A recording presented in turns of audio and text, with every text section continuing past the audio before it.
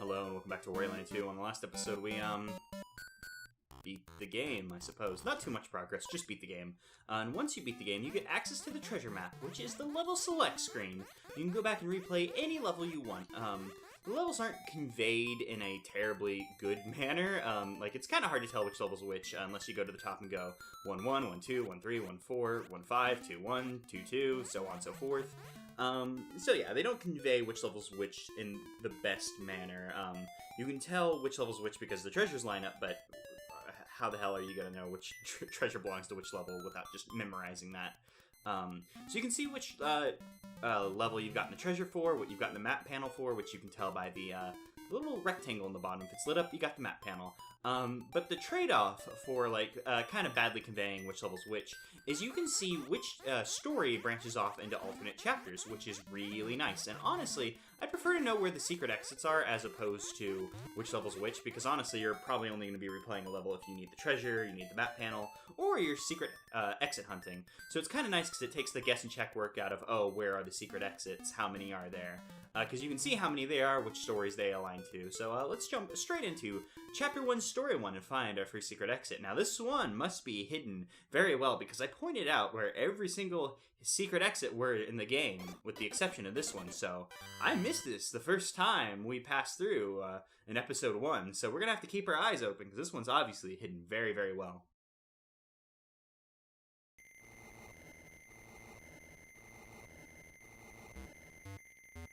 Not gonna lie, I lost faith there for a little bit, but we managed to pull it through when we found the secret exit. So this is actually the first secret exit I ever found in this game, and it's honestly one of my favorite secret exits in, like, any video game, because it's just awesome. You let Wario sleep in, and the level just ends. If you play this for the first time, it's gonna take a little bit longer. Like, if you start this game anew and just do this from, like, your first time playing, like, had I done this in Episode 1, it would have taken a little bit longer for the trigger to start.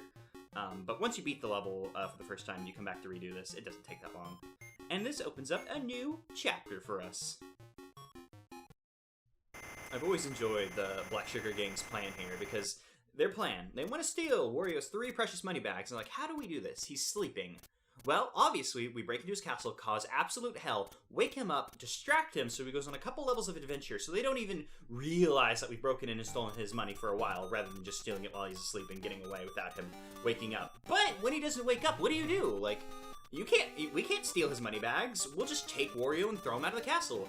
And you know what? We're pirates as well, and we don't back down. Whenever we are forced into a situation, we ante up, we double down, and we steal his castle. And Wario, oh, Wario, my god. He's been in this situation before. Wario has had his castle wrongfully stolen by him. It wasn't Mario's castle. It was my castle to begin with. I don't know what that chump Mario's talking about. It was mine, and I was wrong. It's slandered, and it's just, I don't know why people trust him. So yes, Chapter 2, Invade Wario Castle, Story 1, to the castle. This story has the same name as Final Chapter Syrup Castle's Story 1. Which is also to the castle, which, I mean, I guess that goes without saying at that point. Not exactly sure why they do that. Like, I guess, like, maybe they have the sprite for the title card so they can just kind of reuse it, or maybe it's like, hey, it's a similar enough idea, we can just reuse the chapter name. But I imagine if it was done with text, they wouldn't be forced to do that. But I think the title cards are just straight up sprites. This channel of bees is very interesting because the bees are put in a weaker position in this relationship than us, because we're coming at them from above, and the bees, they need to be above us to sting us. So you're actually in control in terms of, like, that vertical shaft. Those bees ain't no shit to us. And I will just move that penguin out of my way, because I want nothing to do with it. Do not want to become Crazy Wario today. What I do want to do today is begin rolling. So this is a little bit weird, but rolling into these unit-high passages can kind of be a little finicky. With a little ceiling here, it's easier, but if I were to try and come at this from this other angle, this is kind of like hell to kind of just squeeze Wario through that without the ceiling. With the ceiling, you can kind of funnel Wario in, and it's not so bad. But without the unit-high, or without the ceiling, just squeezing yourself through the unit-high passage is a little bit of a pain in the ass, and we haven't gotten enough of Rat Bounce either, so we'll just bounce up here and collect our goods, and ooh, we were even able to 360 no pound that that freaking rat, and yeah, there's a hidden area up there. I remember that one.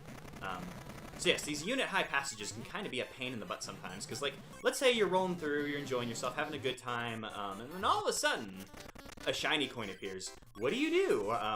Well, you can't do anything, because you cannot stop the roll of your own accord.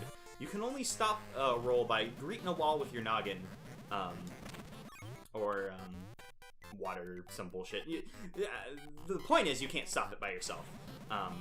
So if a shiny coin were to appear, you just have to lament your losses, and because chances are by the time you stop rolling, it's going to despawn. Now it's time to deal with the Hell Penguin channel. So there are 3 penguins in this room that will be trying to throw their bowling balls at us, turn us into crazy / drunk Wario, whatever the hell you want to call it. This room kind of sucks though.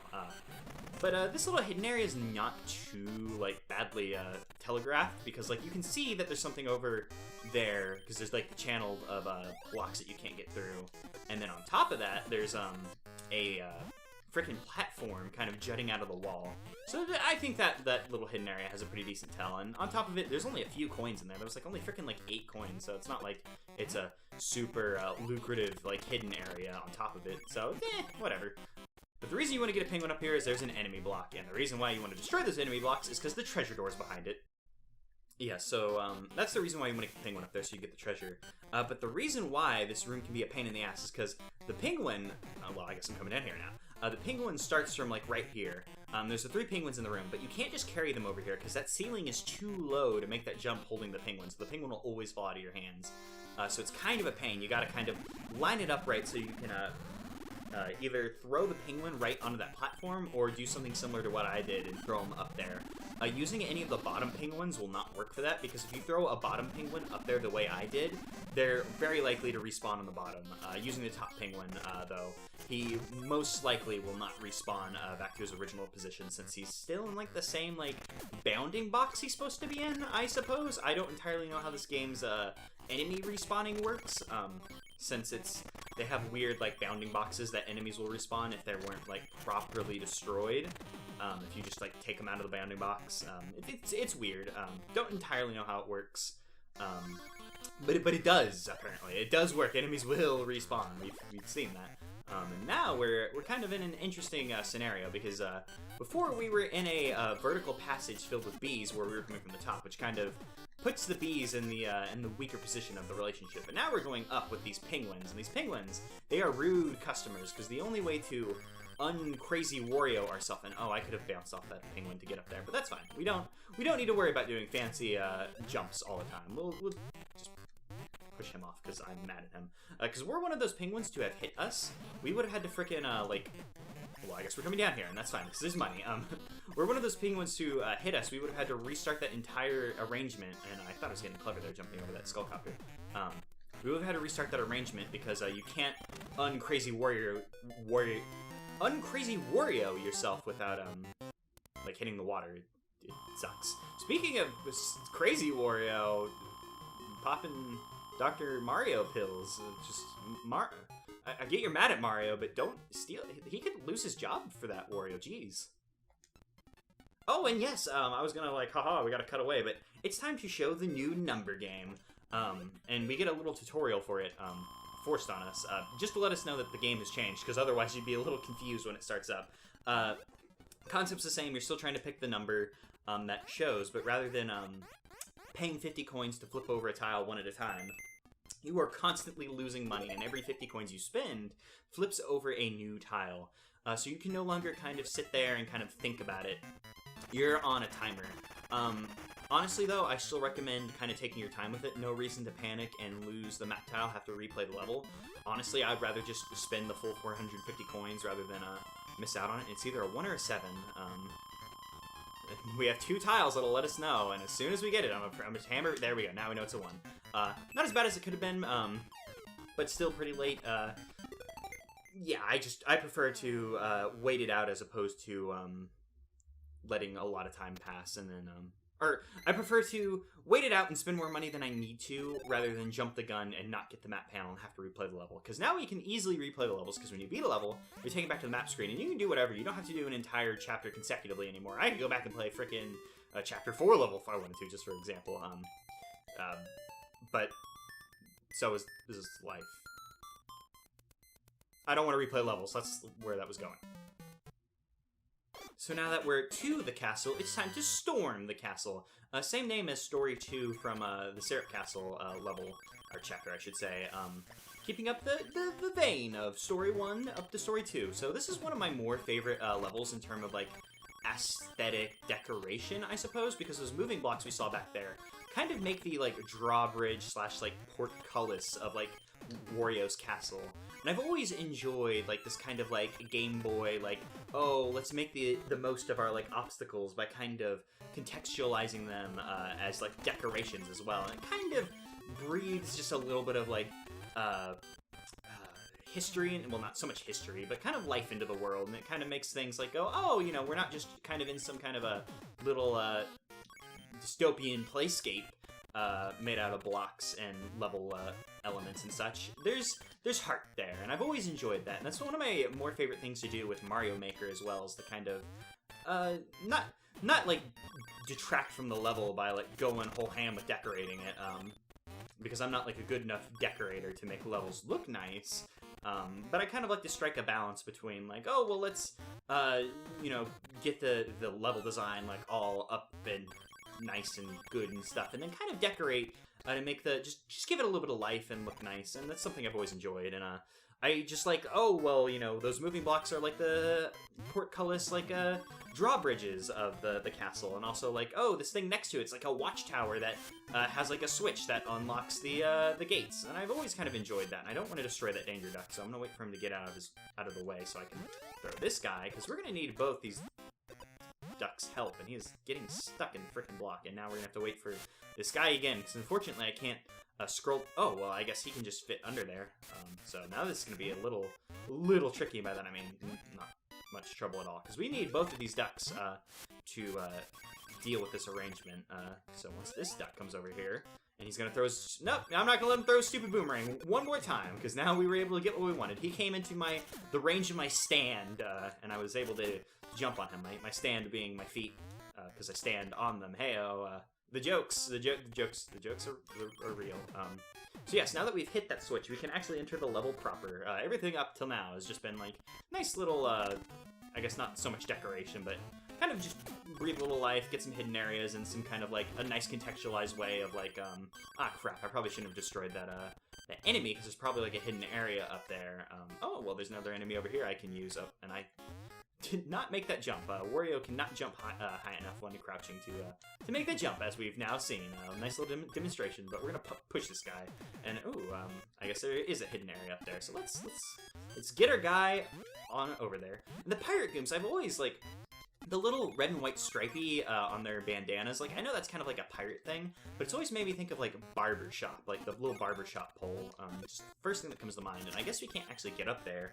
I suppose it's more frickin', oh, you jump on the guy and you get the thing. I've also never been a big fan of like this little area here in particular. Like, I know this sounds like real like gripey, but like this sucks because you have to roll through to break this first channel to get in, and then you have to roll through a second time because the way that the blocks are lined up, you can't destroy it with a roll, so you have to come rolling through a second time, which kind of sucks. Seems like a waste of time, and that well, okay. I was gonna say I don't want to have to fall down there if I don't have to, but I guess we're coming down here anyways, because there's a lot of money down here. That being said, I'm gonna avoid this channel of cash because I don't want to waste our time. We have places to go, follow our rainbow, etc., etc. You guys know the score by now, and looks like there should be like a hidden area like up in that corner, but I guess there isn't, because there isn't like a real good way to get up there, and we need there's the fire breather. I was hoping to find like a fire breather like down this hallway, but it didn't seem to be in the heart of the cards for us, unfortunately. Here's a fire breather guy, and I'm going to need your help, little buddy. Unfortunately, the enemy will not walk down into the hole of its own accord, so we're gonna have to bring it down here. In fact, I probably should have left him up there, because there's probably more fire blocks we need to break up there. But that's fine. We'll do what we gotta do, and we'll see where this gets us.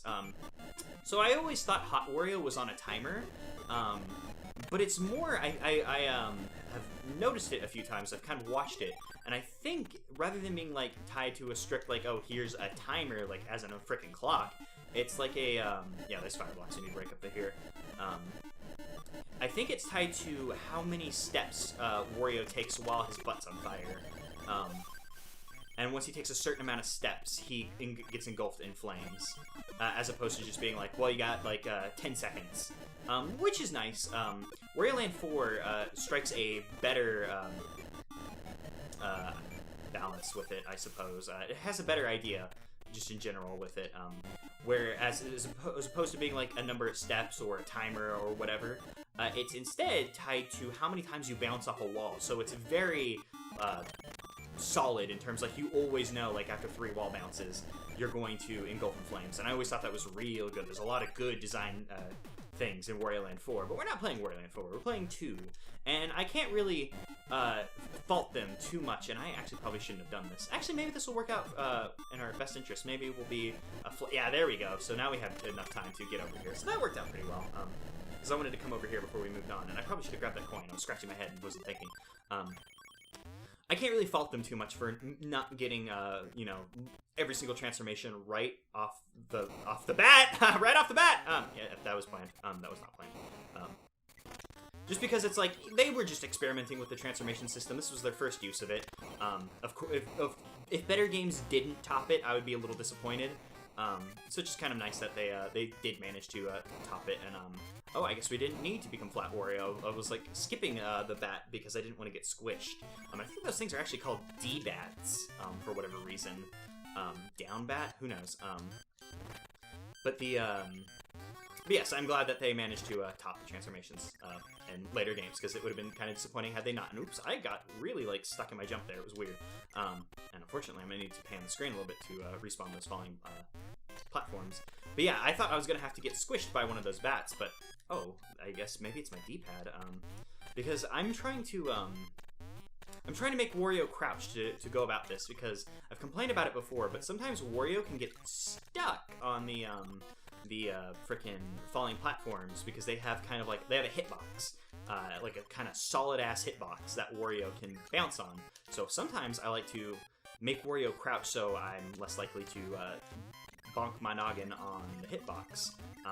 So I like to kind of crouch, but for some reason my D-pad was not working with me there, and it was kind of messing with it, like, oh, hey, you're crouching, and I jump in the air and it kind of made him do a little, like, stutter. It was weird. But who cares? I'm sure I was just holding my D-pad in a weird way. That being said, I'm very grateful that I'm not playing this on a like a Nintendo D-pad, because as I've gotten older, that D-pad's gotten smaller and it's become a little uncomfortable on my hands. And now we're in a Flat Wario falling section. This one's kind of interesting because we can fall as Flat Wario and find a lot of little like hidden crevices, and there's money to be got if you want to go for it. That being said, I'm probably going to skip most of the money because we got our eyes on the prize. We already got 508 coins. We don't need to see every channel because it's just a matter of angling ourselves in the right way. All we care about is the treasure door. So I totally didn't fail that or anything. I don't know what you're talking about. I did that my first try, no problem.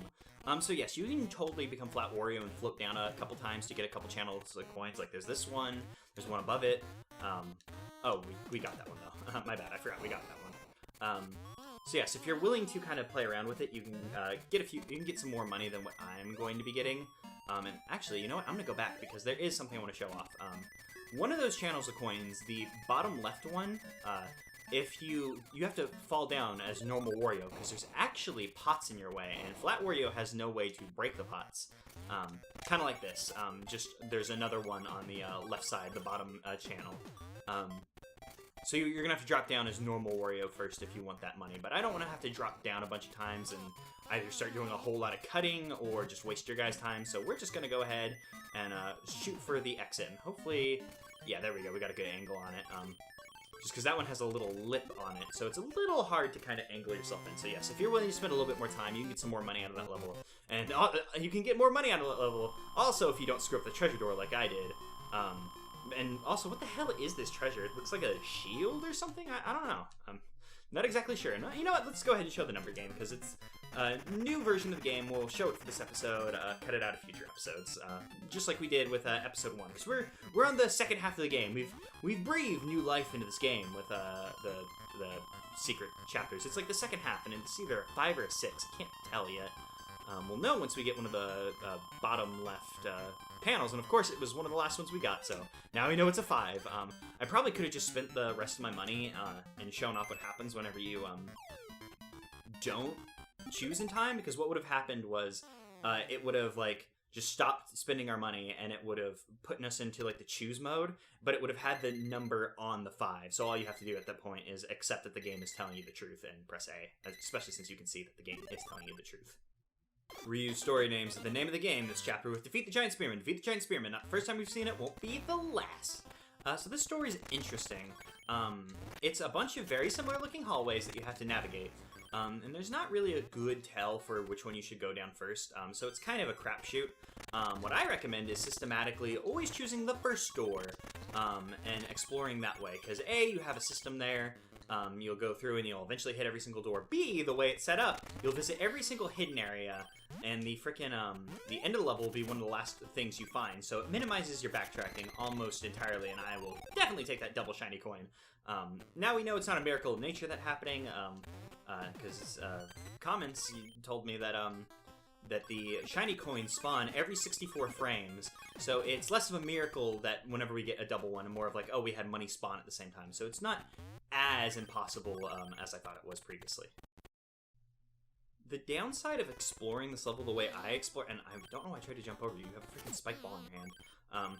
The downside of exploring the level the way I explore it is you come across the treasure door super early. Like, that door I just came out of was the treasure door. So you're only going to have like 100 coins to your name to really try and complete that area. And I need to get out of here because I do not want my butt poked. See ya, sucker. So yes, you come across that a little bit early, so you can only get like 2 tries on easy, or on hard I should say, 2 tries on hard, 1 try on normal.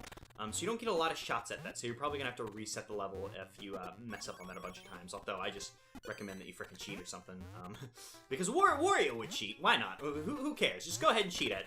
Wario would applaud you saving your money by just cheating the system.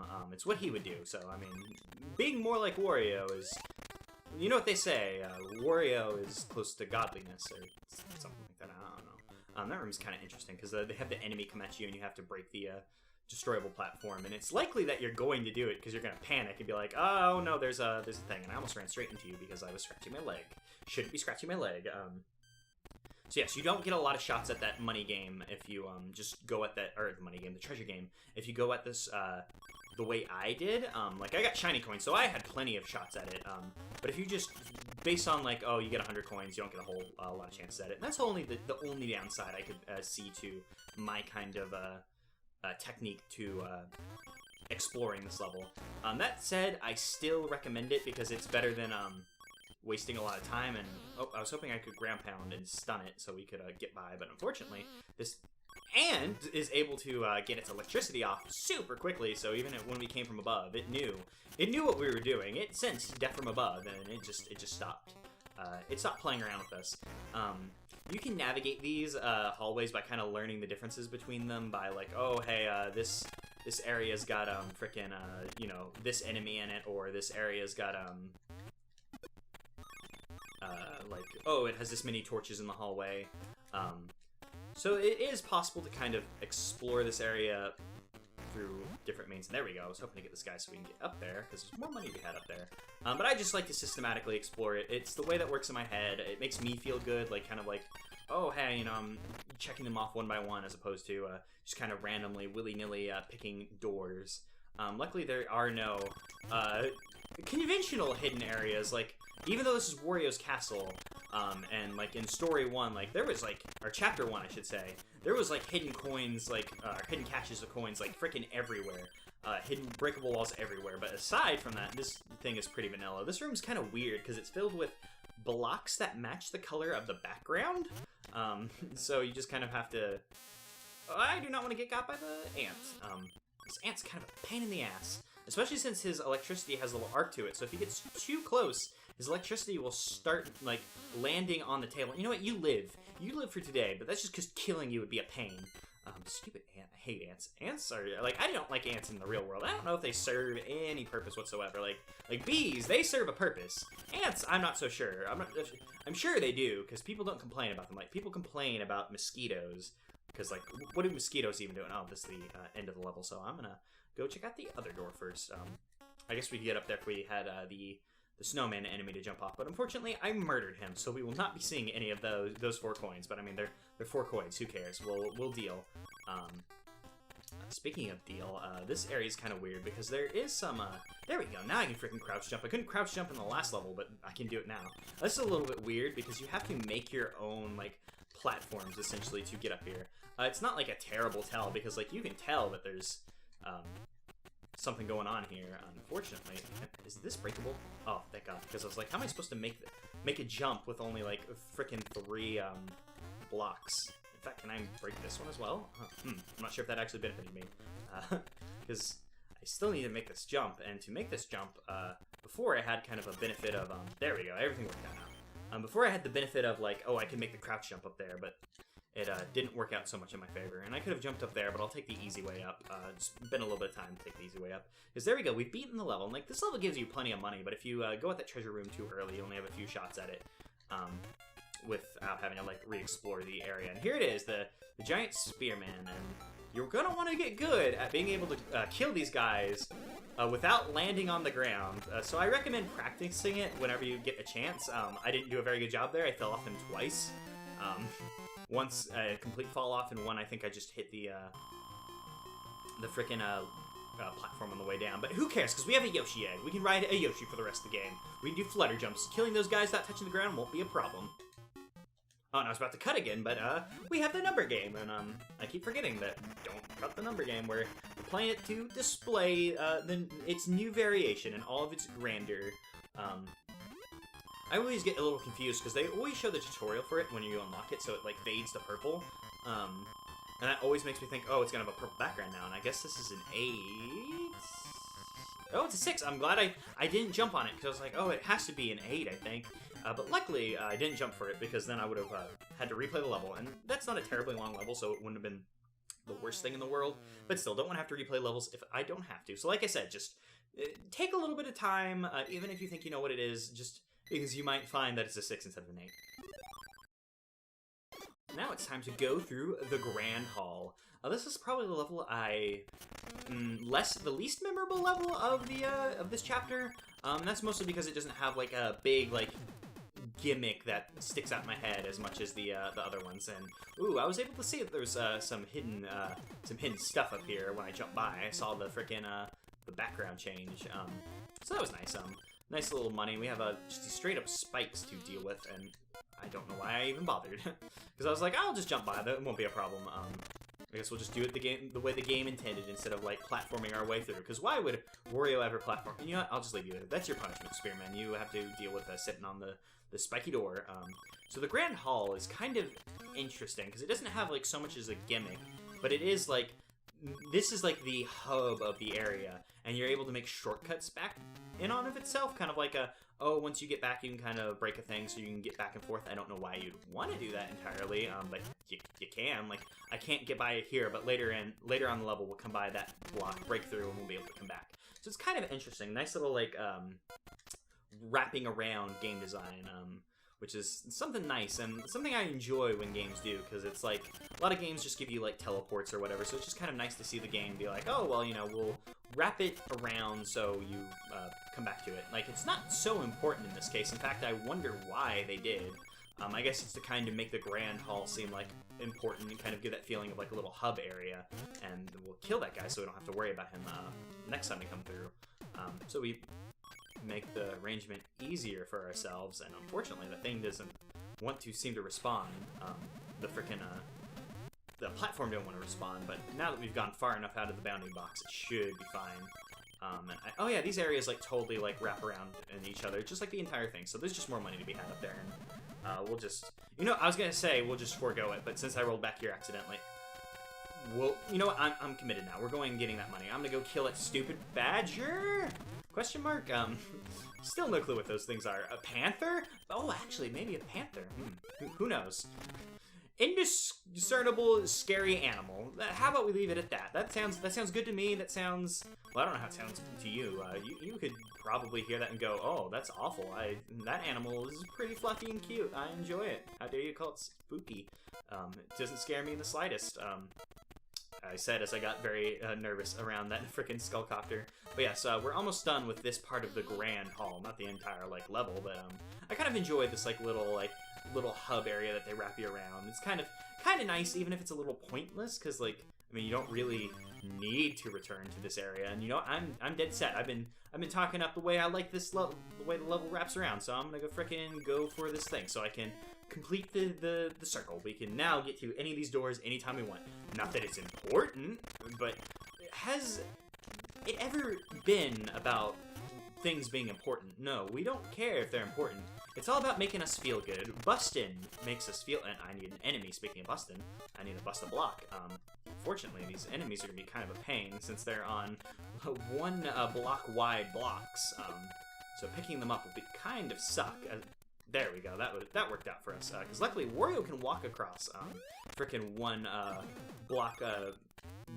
one unit block, whatever, 1 unit wide holes, like Mario, like in Mario games, he can run across them. Wario can just straight up walk across them because he's a large individual. If I were to stop, however, Wario would probably get got, and I wasn't actually not expecting that to break, but I'm glad it did, and it looks like we're going to have to utilize that little trick that we used in Syrup's Castle, and let this snowman ice us and let us go on by.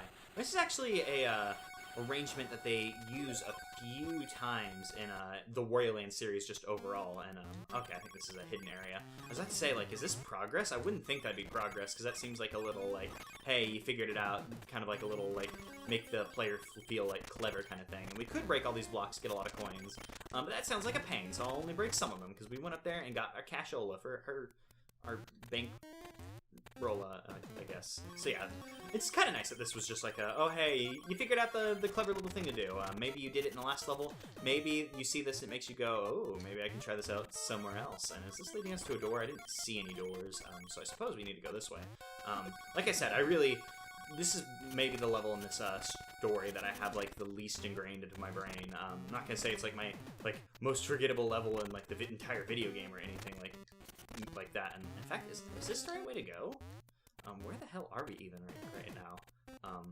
Oh, there was a door that we missed. I was like, did I miss like an entire area? Because I was like thinking back to the Great Hall, because like we came out of the door, I found another door, and I was like, I don't remember missing any doors, but there's just straight up a door in that room that I had walked past without even registering, because I was too focused on freaking the guy. And I'm gonna leave you alone because I'm not sure. Well, there's a lot of fire guys. Okay, because normally whenever there's enemies that like turn you into a transformation, I like to leave them alone, but there's multiples. Who cares? I can't believe I messed up that treasure game again. I messed up 2 treasure games this level. On the plus side, I get to finish the level with my favorite amount of, or one of my favorite numbers. Well, 444 isn't my favorite number, but I like the number 4, so seeing repeating 4s makes me feel good. There were those fire blocks we could have broke, but they just led to money, so why waste our time? I mean, we have a paintbrush. We have painting to take up. New hobbies?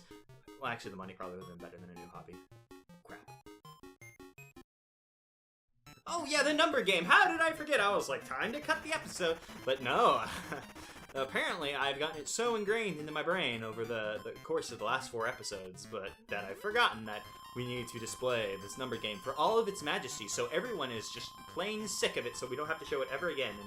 And is this a 2? Yeah, this has to be a 2. And I'm probably jumping the gun here, but I'm sure it's a 2. I was like, oh, it's a backwards 9. Haha. Eat shit, you. But no, it was a 2. I didn't jump the gun there. Now that we've found our way through the Grand Hall and into the heart of the castle, it is time to final story. Kick them out. Kick them out, take them for all their worth. And by that I mean, this is Wario's money. We're not increasing our wealth at all, in fact. We're maintaining the status quo. I mean, perhaps we're organizing our money. Wario, not a very organized man. He has his legendary 3 money bags, but I mean, he just has so much just wealth sitting out and about, other than the money bags. He could learn to keep his money better organized. So this arrangement's interesting. I grabbed that penguin because we want to fall here and throw that penguin, because that sucker was blocking, well, I mean, the penguin itself was not blocking anything, but there were breakable enemy blocks that you can only break by falling with an enemy in your hands and then, like, falling down and throwing it mid-fall. It's an interesting arrangement they don't have you really do in the game anywhere else but here. So it's something that kind of throws me for a loop sometimes if I replay this game after a couple years of not playing it, and then I go, how the hell am I supposed to do that? Do I just throw the enemy and hope for the best from the top? But no, you fall and you let the enemy do the work for you, and I didn't mean to fall there, but, you know, it worked out. We picked up that money that we probably wouldn't have grabbed anyways. I mean, I missed most of it, but I mean, we got the important part, I suppose. I mean, there were 6 coins. We got 4 of them. That's the majority. We did good. We can happily report that we did. Oh, I guess we got wizard.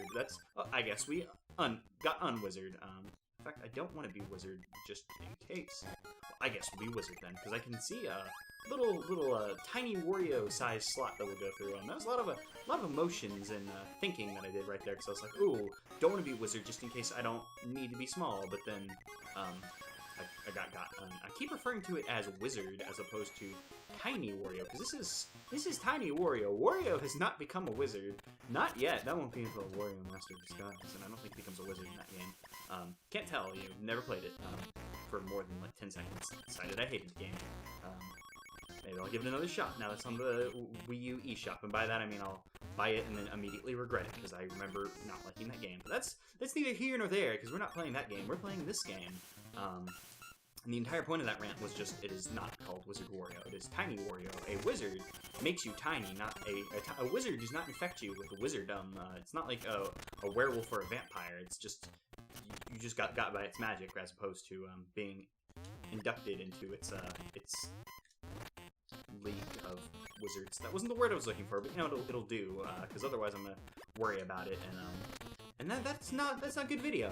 Me sitting here going, oh my lord, I'm forgetting the English language. That's not good video. I can assure you. This arrangement kind of sucks. Not one of my favorite ones, because you gotta throw the Pelican. I'm not a big fan of throwing pelicans. Throwing that Pelican can be a little finicky, because this throw is a little tricky. It's trickier than it looks. Because if I was just to stand on that platform and throw, I would just totally whiff the shot, and the Pelican would fall a little bit short of the frickin' please come down here. The Pelican would fall a little bit short of the enemy block, and then it would just be sad times for everyone involved. And we're not here for sad times. We're here to remember the good times. So yes, I had a pretty good luck on that shot by making it my first go, and I made that one of my first go. So now it's gonna look like I'm complaining about nothing. But I assure you, sometimes this throw can be a little mean, and then it doesn't work out very well for anyone involved. I could grab that Pelican and destroy these enemy blocks right here. I'm not too worried about it though, because that's time we don't have to spend. And you know, I could have grabbed that Pelican, destroyed those enemy blocks as well. But you know what I say: live and let everything else die, because we'll live and everything else will die. Because what can stand up to the grandeur of Wario's might and Wario Land 2 fashion? Whenever you have a choice of multiple channels, always pick the middle one. I say Wario Land 2 fashion like this is like some kind of like written rule that everyone understands, but generally whenever you have just a choice of multiple channels to fall down, the middle one is normally the one you want to go for. That's generally where you'll find the best stuff, like the treasure room, like I just found. The other ones will just drop us down and give us some money, which isn't too bad, but I'm not too worried about going back for the cash, because that'll take up time, and we're on a strict time budget here. We gotta go. I mean, I've had enough of people being in our castle. I'm just up to here with this, and I'm gonna duck to dodge the bird.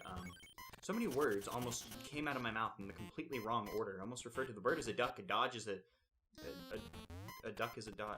Like it was me trying to explain how spaghetti, what I just almost said is just as spaghetti as what I almost said was. Is the explanation I'm trying to give. In that room I was just in was very clearly where the boss would send you to if you fail. You could see where the floor became a one-way platform as opposed to just like normal walkable floor, and I had to wait for this guy here because otherwise I would have gotten got by him. I'm not a big fan of getting got, and I am like right on this guy's ass. Jesus, I'm like I could be driving a car, but oh, this is not good. Please let me in. There we go. I probably didn't want. Oh, okay, I guess it's fine. I was like, oh, I probably didn't want to kill that guy because there's probably enemy blocks up here, but nope, no enemy blocks. So these. Oh, I was like, haha, now I'm gonna kill them now that I know I don't have to put up with them anymore. And they like immediately turned around. It was like, maybe I won't kill them. Maybe I'll let them go. And then I made them turn around and then murdered them because that's what I do. Speaking of what I do, these little blade things are interesting because they're timed together generally, but you can kind of mess with their timings by scrolling them off the screen so they're little like clock becomes unsynced from each other. It's interesting because generally you see them moving together, but you can unsync them. It's not like a super useful thing or anything, but it's just something you can do. Another thing you can do is defeat Captain Syrup once more in combat against her Mecha Spearman, Mecha Pirate Goom. Don't know if this thing actually has a name, but it's a robot. It looks like the giant Spearman we've been fighting, and we're going to kill the hell out of it. If you let it hit you from the front, it will throw you out of the arena, because I mean, that's what Wario 2 bosses do. But what you want to do is you want to wait for it to run out of power and raise its little spear, and once it does, you can punch it in the face. And you do that a couple times, and it dies. It's a pretty easy boss. But it has a little bit of nuance to it, I suppose. Because since you want to punch it in its face, you can't just always stand behind it, because standing behind it is de facto the safest place. But so you're going to have to get in front of it whenever you notice that it's slowing down a little bit. It's still incredibly easy. On this last stage, it tries to do a little ground pound to stun you, so it can kind of get the jump on you. But unfortunately, it does not. Syrup, however, can kind of get the jump on you. Oop, I almost like jumped straight into it, because once you defeat it, she's going to fire lightning down at you to try and defeat you.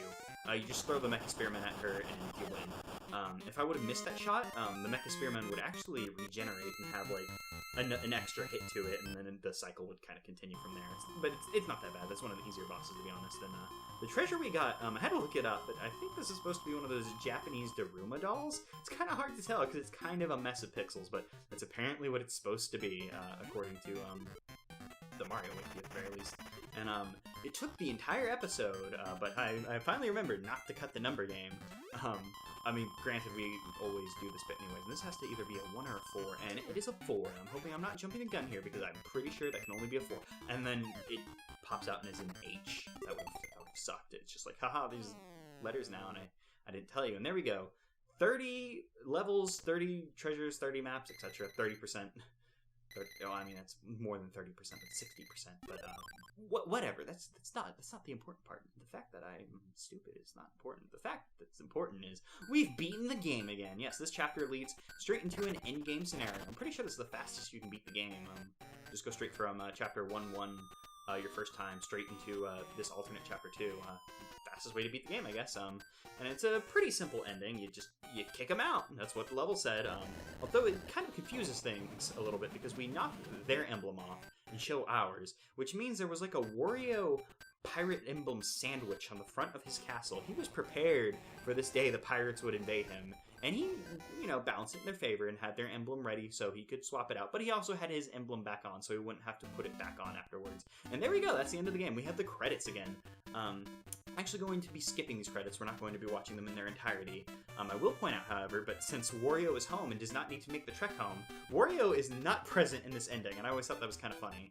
But yes, we will not be watching this ending, because otherwise, if we watch this ending every time we saw it, we would be watching this ending 6 times. There is very small differences between them. I'm going to be uploading a video, however, of every single ending all in one video once we get to, once we've seen them all. So by the time the series ends, that video will be up. But yeah, that's all there is for this chapter. So on the next chapter, we'll continue secret exit hunting.